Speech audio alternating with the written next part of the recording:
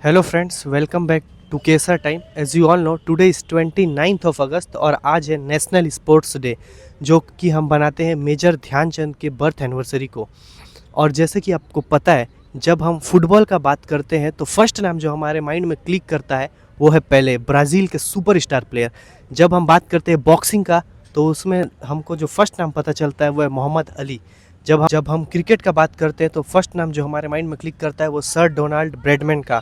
और वैसे ही जब हम हॉकी का नाम लेते हैं तो फर्स्ट नाम जो फॉरमोस्ट नाम है, one of the formidable player है मेजर ध्यानचंद, जो इंडिया के सबसे बड़े प्राइड है स्पोर्ट्स में।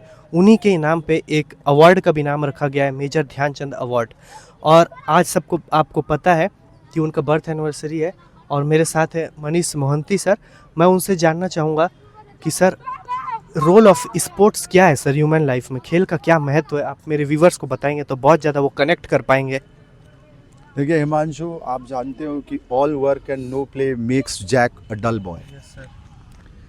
खेल ना सिर्फ आपका मनोरंजन करते हैं बल्कि आपकी जो फिज़िकल और मेंटल, शारीरिक और मानसिक क्षमता का भी विकास करते हैं।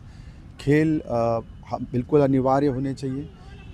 हाल ही के वर्षों में जो हमारे दृष्टिकोण में जो माता पिता का दृष्टिकोण है या शिक्षकों का, उसमें थोड़ा सा आप बदलाव महसूस कर रहे हैं, क्योंकि अब जो है खेलों को अनिवार्य बनाया जा रहा है। चाहे स्कूल लेवल पे हो, कॉलेज लेवल पे हो, आपको ज़्यादा से ज़्यादा प्रतियोगिताएं और प्रतिस्पर्धाएं देखने को मिल रही हैं। और मेरा मानना है कि जितना ज़रूरी आपके लिए पढ़ना लिखना है, उतना ही ज़रूरी खेलकूद भी होना चाहिए। और ये जो खेल दिवस जैसा आपने कहा आज, मेजर ध्यानचंद से जुड़ी एक घटना है। सर, अगर कुछ इंसिडेंट आप बता दोगे तो मेरे व्यूवर्स को बहुत अच्छा लगेगा। कि एक जब विश्व कप के दौरान, जब इसको पास रखो। हॉकी का एक विश्व कप जब वो खेल रहे थे जर्मनी में जाकर, तो जर्मन के जो चांसलर थे उस समय, एडोल्फ हिटलर, राइट सर, खेल जब उन्होंने देखा ध्यानचंद का, उनको लगा कि यार इनकी स्टिक में कोई जादू है या कोई मैग्नेट लगा हुआ है, क्योंकि गेंद उनके पास से छूटती ही नहीं थी। इतना ज़बरदस्त उनका नियंत्रण था गेंद पे, उनकी जो ड्रिबलिंग स्किल्स थी। आप जानते हो हॉकी में वो एक सेंटर फॉरवर्ड का जो पोजीशन होता है जो गोल स्कोर करता है, तो उनका इतना ज़बरदस्त गेंद पर नियंत्रण था, इतना सुंदर संतुलन समन्वय जो फॉरवर्ड लाइन के साथ था। तो खेल के बाद उनको लगा कि यार इनकी हॉकी में कोई गड़बड़ है। उन्होंने उसके तोड़ के देखा तो बोले कि यार ये तो बिल्कुल सामान्य सी हॉकी है। तो ये उनका अपना टैलेंट था, उनकी अपनी स्किल थी। तो फिर उन्होंने कहा कि आप भारतीय सेना में किस पद पे हो? तो उन्होंने कहा मैं मेजर हूँ। तो एडोल्फ हिटलर ने कहा कि आप जर्मनी आ जाइए, मैं आपको कर्नल बना दूंगा। तो उन्होंने, खैर वो राष्ट्रभक्त थे, उन्होंने उस प्रस्ताव को हंस के अस्वीकार कर दिया। मेरा बताने का महत्व ये है कि आज जो आपने ध्यानचंद का नाम लिया, वो अपने खेल के बल पर वहाँ तक पहुँचे। तो खेल भी एक आपका प्लेटफॉर्म है, एक फील्ड है, एक ऐसा क्षेत्र जहाँ आप अपना नाम कमा सकते हैं, अपना जीवन यापन भी कर सकते हैं। और आप देख रहे हैं कि हाल ही के वर्षों में भारतीय सरकार ने जो खेलो इंडिया का जो प्रोजेक्ट शुरू किया है, उसके नतीजे भी आपको देखने को मिल रहे हैं। अब ज़्यादा से ज़्यादा बच्चे खेल की आकर्षित हो रहे हैं और उनको प्रोत्साहन भी मिल रहा है। और प्रोत्साहन सिर्फ प्रशिक्षण के ज़रिए नहीं, बल्कि ये उनके पास एक करियर का विकल्प भी है।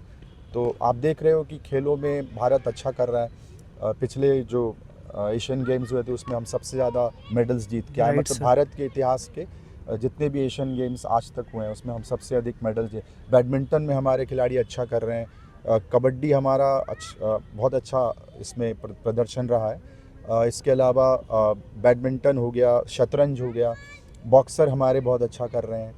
तो आप देख रहे हैं कि चीज़ों में सुधार आ रहा है सर। और इस साल का जो स्पोर्ट्स डे का थीम है, मैं देख रहा था न्यूज़ में, जो स्पोर्ट्स मिनिस्टर है रेस्पेक्टेड मनसुख मांडविया सर, वो बोल रहे थे कि इस साल का जो थीम रहेगा 1 घंटा खेल मैदान में, 1 घंटा खेल के मैदान में।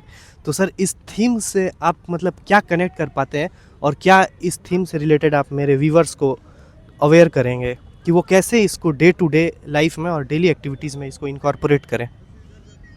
देखिए, खेल इन दिनों जैसे हम बहुत बात कर रहे हैं कि भारत एक विश्व शक्ति के रूप में उभर रहा है, तो ये चाहे तकनीक का क्षेत्र हो, उत्पादन का क्षेत्र हो, सामरिक दृष्टिकोण से हमारे जो इसरो का नाम हो रहा है, या जब अंतरिक्ष विज्ञान की बात आ रही है, तो भारत हर क्षेत्र में जब उत्थान की तरफ आप देख रहे हैं भारत को जाता हुआ, तो खेल भी क्यों ना, क्यों ना एक ऐसा क्षेत्र हो। खेल में हमारे पास टैलेंट की कोई कमी नहीं है, उनको सही ढंग पे सही समय पे पहचानना और उनको सही ग्रूम करना ये बहुत ज़रूरी राइट है। सर। और उसके लिए आपके पास एक सुचारू योजना होनी चाहिए कि जैसे खिलाड़ियों को बहुत यंग एज में, जब काफ़ी वो नवयुवक हैं, काफ़ी कम उम्र में उनकी प्रतिभा को पहचानना, उनकी क्षमताओं को देखना, फिर उनको प्रॉपर प्रशिक्षण प्रदान करना और उसके बाद वो प्लेटफॉर्म ताकि वो अंतर्राष्ट्रीय लेवल पे जाएं। तो इसके लिए एक बेहद ज़रूरी है कि आपके पास एक कार्य योजना होनी चाहिए, एक योजना होनी चाहिए। तो जो खेलो इंडिया है, तो इसमें कई प्रकार के आप देख रहे हैं आयु वर्ग के जो अंडर 18, अंडर 16, अंडर 14 बहुत कम लेवल पर, और बहुत ज़रूरी है कि एक खिलाड़ी 12, 10, 14 वर्ष की उम्र में अगर आप उसकी क्षमताओं को पहचानें तो हम बहुत अच्छा कर सकते हैं। हमारे पास टैलेंट की कमी नहीं है, जैसे मैंने कहा। ज़रूरत है कि उनको पर्याप्त प्रशिक्षण दिया जाए, उनको योग्य कोचेस प्रोवाइड कराए जाएं, और जो फैसिलिटीज़ की बात होती है, जैसे आप हॉकी में भारत एक ज़माने में 1980 के दशक से पहले आप देखते हैं कि भारत ने 8 ओलंपिक मेडल्स हॉकी में जीते थे। उसके बाद हॉकी में जो गिरावट आई उसके बहुत सारे कारण थे। वो यूरोपियन ढंग से खेली जाने लगी, एस्ट्रोटर्फ पे खेली जाने लगी। पहले जो हॉकी थी वो नेचुरल ग्रास पे होती थी। तो हमारे खिलाड़ियों को जो ड्रिबलिंग स्किल्स थे, या इसके बाद 1980 के बाद हुआ ये कि हॉकी जो है वो हिट एंड रन ज़्यादा होने लगा, पेनल्टी कॉर्नर, पेनल्टी। तो उसमें यूरोपियन खिलाड़ी या अन्य देशों के खिलाड़ी हमसे इसलिए आगे रहते थे क्योंकि शारीरिक रूप से जो उनका स्टैमिना है, उनका जो पावर है वो हमसे ज़्यादा अच्छा था। तो कहीं हमारी हॉकी पिछड़ती चली गई। बैडमिंटन हमेशा से भारत का जो प्रदर्शन है वो कुछ इंडिविजुअल खिलाड़ियों पे केंद्रित रहा है। प्रकाश पादुकोण हो गए, विमल कुमार हो गए, बाद में आप साइना नेहवाल की बात करें, पीवी सिंधु की बात करें, और अभी नए खिलाड़ी बहुत सारे उभर कर आ रहे हैं। तो उसके पीछे कारण ये है कि आपको उस तरह से आप टूर्नामेंट्स खेलने को मिल रहे हैं और उस तरह की फैसिलिटीज़ हम प्रोवाइड कर पा रहे हैं उनको, जिस वजह से हमारे खिलाड़ी निखर कर सामने आ रहे हैं। यही काम हमें बाकी स्पोर्ट्स के लिए भी करना है। तो सरकार का ये एक बहुत अच्छा प्रयास है, बहुत सार्थक प्रयास है। खेल इस मामले में भी ज़रूरी है कि देखिए, किसी भी व्यक्ति को जीवन में सफल होने के लिए जिन गुणों की आवश्यकता होती है उसमें परिश्रम, धैर्य, अनुशासन, लीडरशिप क्वालिटीज़ की जहाँ बात आती है, या कम्युनिकेशन स्किल्स की बात आती है, तो जब आप चेस जैसा खेल है, शतरंज जैसा खेल जो आपके अनुशासन और आपके धैर्य को बढ़ाता है ना, और आप जब आउटडोर गेम्स खेलते हैं तो आपकी हड्डियाँ मजबूत होती हैं। देखिए, किसी भी राष्ट्र की सफलता इस बात पर निर्भर है कि उसके नागरिक कितने तैयार हैं, कितने तत्पर हैं, शारीरिक, मानसिक, बौद्धिक रूप से। तो खेल एक बहुत बड़ा माध्यम है, बहुत बड़ा ज़रिया है। जब आप शारीरिक रूप से, मानसिक रूप से मजबूत बने, एक योग्य नागरिक बने, खेलों से आपकी टीम भावना विकसित होती है, आपकी स्पोर्ट्समैन स्पिरिट, आपकी किलिंग इंस्टिंक्ट जो होता है, मारक प्रवृत्ति, आपको हर कीमत पे जीतना है, अनुशासन आता है, आप खेलों को में जीतने के लिए स्ट्रेटजी बनाते हैं, तो आपका जो मानसिक विकास होता है। और आपको भी पता है कि जब हम खेलते हैं तो एक एंडोर्फिन नाम का हार्मोन हमारे अंदर उत्पन्न होता है, जो हैप्पी हार्मोन कहलाता है, सकारात्मकता बढ़ाता है, स्ट्रेस को कम करता है, और आपकी हार्ट की हेल्थ अच्छी होती है। ये एक बड़ी समस्या है मोटापा, और खेलों के माध्यम से हम अपने वज़न को नियंत्रित रख सकते हैं, शारीरिक रूप से खुद को फिट रख सकते हैं। तो मेरा मानना है कि खेलों का एक अनिवार्य पाठ्यक्रम होना चाहिए, जैसे स्कूल के सिलेबस की बात करें या फिर कॉलेज की बात करें, और बहुत ज़रूरी है। थैंक यू सर, आपने जो वैल्यूएबल इंसाइट्स दिया है उसके लिए मैं बहुत ज़्यादा आपको थैंक यू बोलता हूँ, और I appreciate you for giving your precious time.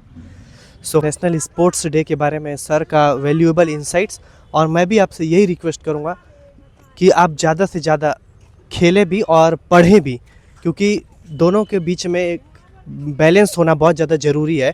आपको थोड़ा टाइम खेलने के लिए और साथ ही साथ पढ़ने के लिए देना चाहिए। So thank you for watching, और मैं लास्ट में यही बोलूँगा कि आप अगर जो भी खेल खेलते हो तो कमेंट बॉक्स में ज़रूर बताइए आप जो गेम खेलते हो। Thank you for watching.